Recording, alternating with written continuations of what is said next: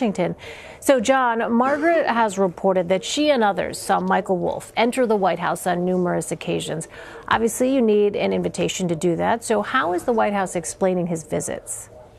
Well, they're not really explaining it. They're saying that he was there and that the interviews that he did were at the behest of Mr. Bannon, which attempts to kind of put him under a discredited former staff member, former senior advisor to the president. But that doesn't really do anything to refute what the picture that he paints, which we've only seen in the excerpt. We know a little bit more of what's in this book, but the picture that he paints of the White House is a White House in chaos, a campaign in chaos, and a president who's not really up to the job. And so it is refuting those claims that the White House has not yet done.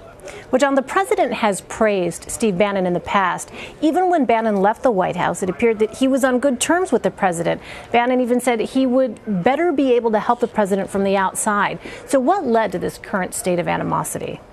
Well, the quotes in the Michael Wolff book also, you know, there have been other accounts of Steve Bannon's conversations where the president has bristled at the idea that Steve Bannon is taking too much credit for Donald Trump's victory. But the bond here, what's important to know about it is that Steve Bannon stuck with the president at a very difficult part of the campaign. So it's not so much the duration of the campaign that's important, but also the kind of loyalty that he showed and support for the president that he showed, and also the kind of way they both see the world in the same fashion, and that very close association with the Trump voters.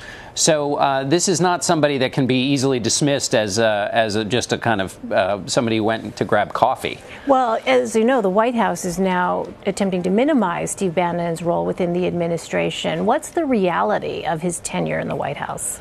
Well, the reality is anybody who is inside the White House and was in a position to see what was going on is a source that has credibility. And he was clearly, you know, he's in lots of those Oval Office photographs, and he was the driver of the president's ideological agenda. Also, the things he says about particularly the president's son in that meeting with somebody who had come to the meeting saying that she had dirt on Hillary Clinton that came from the Russian government. Steve Bannon's opinion about that is very dark, and he basically called it treasonous. So that doesn't have to do necessarily with his proximity to the campaign, but it does affirm something that a lot of Democrats have been saying. So it's kind of somebody from a friendly camp who would not normally be in agreement with Democrats, nevertheless agreeing with them on that point about the president's son. All right, more to come, no doubt. John Dickerson in Washington for us. John, thanks so much. Sure.